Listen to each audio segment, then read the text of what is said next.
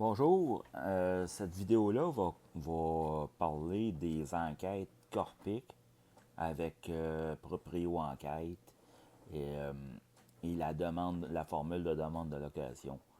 Euh, pour commencer, le formulaire d'enquête, comme on voit ici, euh, le logement, alloué, l'adresse, numéro d'appartement, bail, nom du membre en haut, le candidat. Ici, on marque le numéro d'assurance sociale, date de naissance, téléphone, courriel.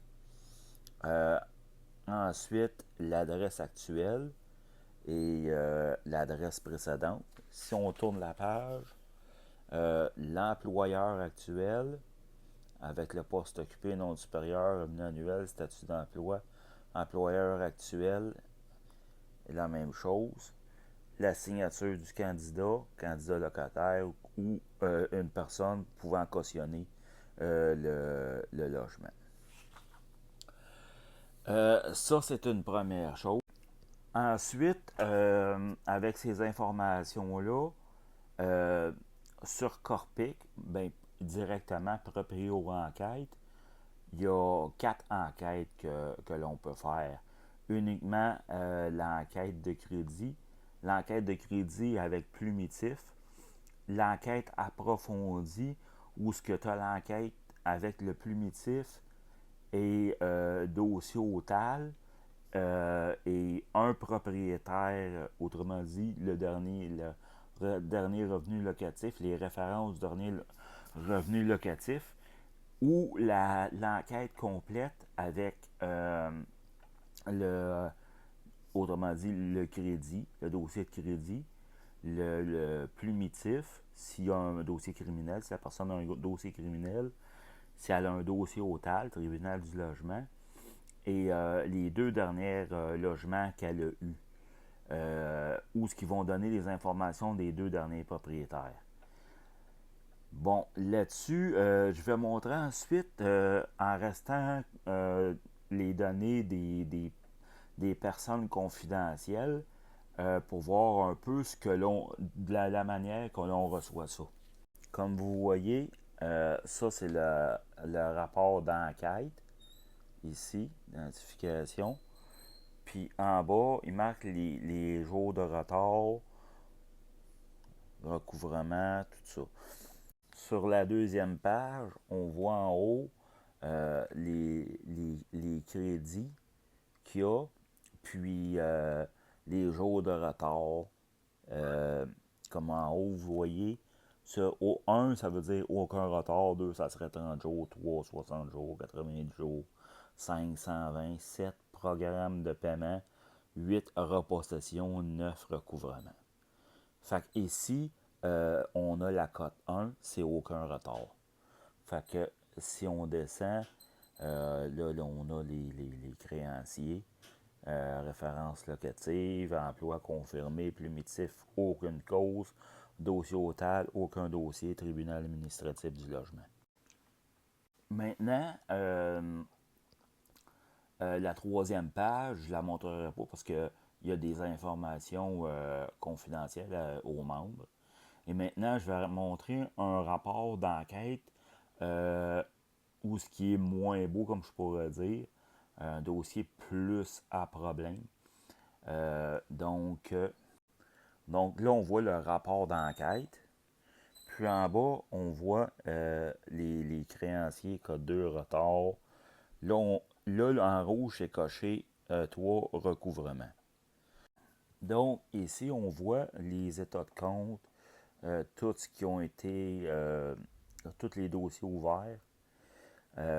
Puis ici, si on voit comme l'autre, dans la cote 2022, il y avait des cotes 9 de recouvrement, des cotes 1, aucun retard, des cotes 3, 60 jours, cote 9 en 2023.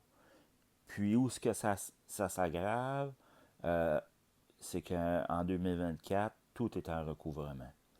Euh, puis, puis de la Corpic, où ce qu'il m'a été indiqué, c'est que la cote 9 qui était en recouvrement, c'était que si un crédit passait un an sans pouvoir être perçu ou ça tombait en collection, puis une compagnie de collection ne pouvait pas percevoir le montant, ils abandonnaient les charges et la cote de crédit était marquée comme ça. Donc, si on se fie juste au dossier de crédit, la personne ne paye pas bien ses choses, ne paye pas, autrement dit, carrément.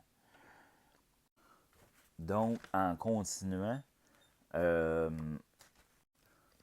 en continuant, on voit les codes les choses impayées. Puis, là,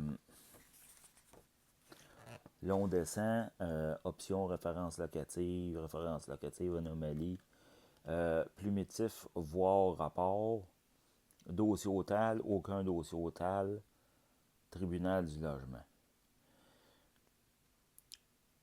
Donc, c'est ça. Puis, là, ce qui a été spécial de cette dame-là, euh, c'est que la personne, elle a marqué des informations parce que sur le rapport de location, la demande de location, ou ce que moi, en tant que gestionnaire, quand il y a des dossiers comme ça de crédit, moi, j'ai pour mon dire, peut-être qu'elle ne paye pas bien les cartes de crédit, mais qu'elle paye bien son loyer.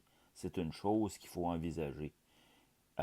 Donc, la prochaine étape était de contacter le propriétaire. Donc, j'ai contacté le propriétaire qui était marqué sur l'enquête, puis ça donnait dans un commerce. J'ai laissé un message de me rappeler, il y a ma personne qui m'a rappelé. Puis, en consultant l'enquête de Proprio Enquête, euh, c'était pas les mêmes numéros. J'avais deux références locatives. J'ai contacté la plus vieille. La plus vieille, j'ai pas eu aucune réponse. Puis l'autre, le propriétaire, j'ai pu lui parler, mais il m'a dit qu'il avait vendu l'immeuble. Donc, j'avais pas de référence locative. Puis, en faisant l'enquête, j'ai su que la personne, elle avait un dossier criminel. Il est arrivé des choses par la suite. Donc, l'importance de tout le temps faire des enquêtes, des analyses de location pour savoir. Parce que si en admettant qu'on aurait dit on oublie la cote de crédit, on passe outre. Parce que normalement, avec un dossier de crédit comme ça, personne qui ne peut pas prendre de risque dirait écoute, non, ça marche pas. Mais une personne qui dit ah ok, m'a donné une chance, pourrait dire ouais, mais prendre des références de ton autre propriétaire.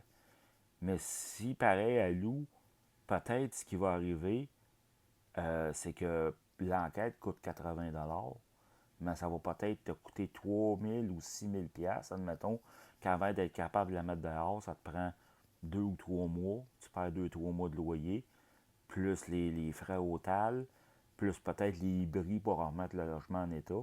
D'où l'importance de faire des enquêtes de crédit et peut-être même de laisser le logis vide plus longtemps, quitte à prendre un bon locataire, quitte à prendre les références également.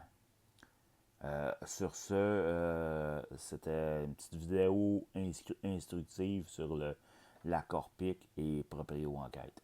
Merci, bonne journée.